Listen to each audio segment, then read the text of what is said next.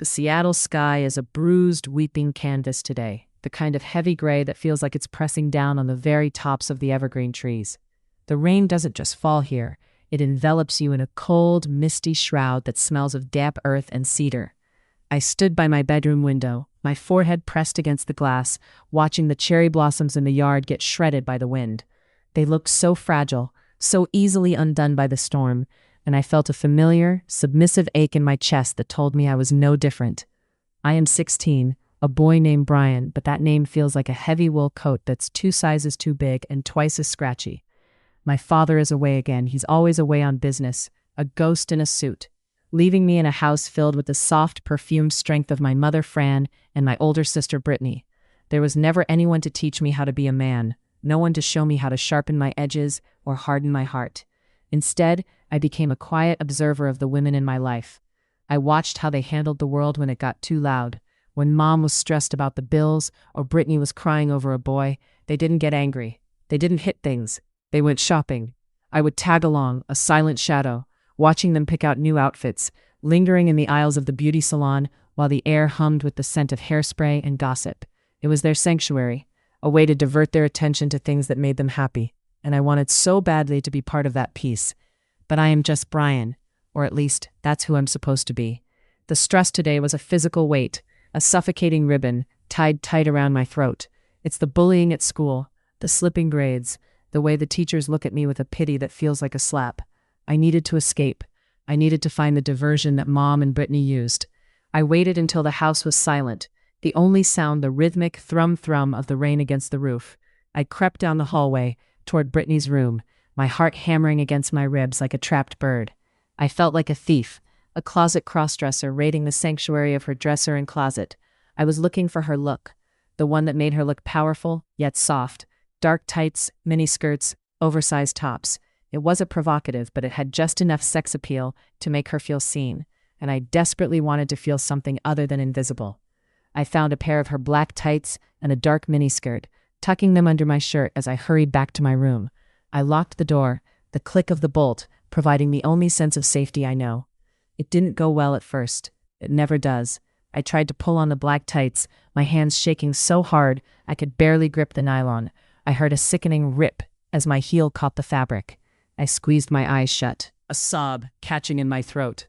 "I'm sorry," I whispered to the empty room, as if the clothes themselves could hear my apology.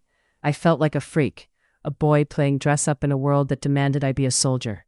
The miniskirt was loose around my waist, and the oversized sweater I'd taken didn't hang right on my shoulders. It didn't give me the look I was shooting for.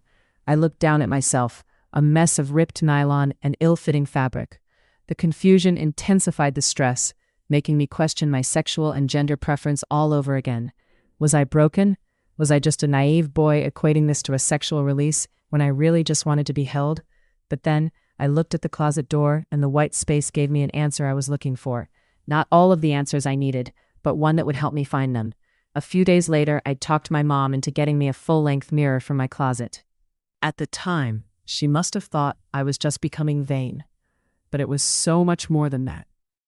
After securing it to the closet door, I stepped back, just standing there, facing the glass. It adrenalized me. But there was no time to continue my research, and the experiment would have to wait. It would take a couple more days before I had enough time to try again, and this time I would be patient and more careful. I borrowed another pair of tights, tan in color and buried in the back of Brittany's dresser drawer. After rushing back to my room and locking the door, I rushed out of my boy clothes and began delicately stepping into my new wardrobe. As afternoon turned to evening, I was almost dressed when Brittany knocked on the door. "Dinner's almost ready," she said from the hallway. I rushed over to the door, trying to brace the locked door shut. "I'm not hungry right now." Brittany didn't say anything, and I remained still and listened to her footsteps becoming a soft echo as she made her way downstairs. I slowly pulled away from the door, rechecking the doorknob to ensure it was still locked, before resuming my feminine activities. In the dim, watery light of the Seattle evening, I turned on the small desk lamp and stepped to the closet door. The figure in the mirror didn't look like a freak. She looked like a friend. The feminine form staring back at me became the person I needed to talk to, a way to see my problems from a different perspective. "It's okay," I whispered to her as I noticed another small run in the tights. My voice was soft, submissive, pleading for her to understand. The tights are broken, but you aren't. I leaned closer to the glass, my breath fogging the surface.